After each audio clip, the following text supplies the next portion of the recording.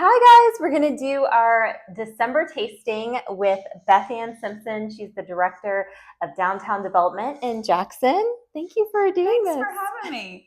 I'm so excited. I'm excited too. This collection is based on themes from the Nutcracker.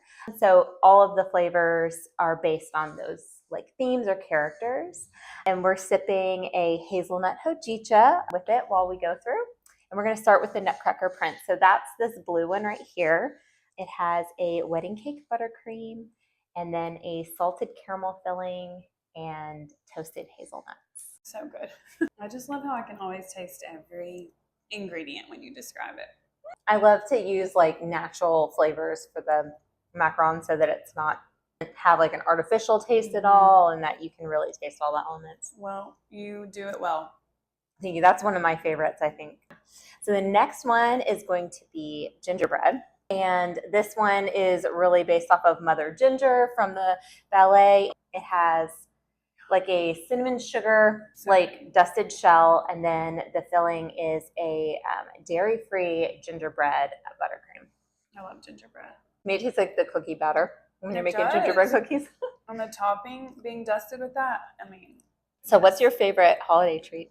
Oh, probably what feels most like Christmas is my mom's fudge. She makes fudge every year, and I feel like if I didn't have that, it wouldn't feel like Christmas. So the next is going to be Sugar Plum Fairy. This one also has wedding cake buttercream, and then it has a sweet sugar plum filling in the center. And they're always so beautiful. And that's no dye. That is with purple sweet potato. Really? I love it. I really like that one. Do you? Yes. I always love the fruit ones that have fruit inside. I love them. What's one of your favorite Christmas traditions? Well, it's funny because the Nutcracker is a tradition for my little girl and I. We've gone since she was 3. Probably my favorite family tradition that we do, that I grew up doing and then we've implemented in our home, is the night before Christmas we read the Christmas story, the real Christmas story from the Bible, and then we read the night before Christmas and we open up one present. It's usually Christmas jammies, but I just love Christmas Eve. And we usually go to some sort of Christmas Eve service with candles, and I just really love Christmas Eve. The next one is going to be the candy cane one. So this one is inspired by the peppermint dancers. And so this is a very subtle peppermint for this one. So the shell is dusted with crushed candy canes, and then the center is actually going to be a dark chocolate ganache. So you're going to get mostly chocolate, little hint of crushed peppermint. Yeah. So, to me, it's more like peppermint bark. Yeah, but it's subtle enough for someone who, I mean, I love peppermints and I like chocolate, but I don't necessarily love them together. But I love that. It's subtle enough. It doesn't one doesn't overpower the other. Yeah. Also, don't sleep on this tea. I love it. I thought it was perfect. Oh, good. I've come in here a few times for this. Just the right amount of like roasted.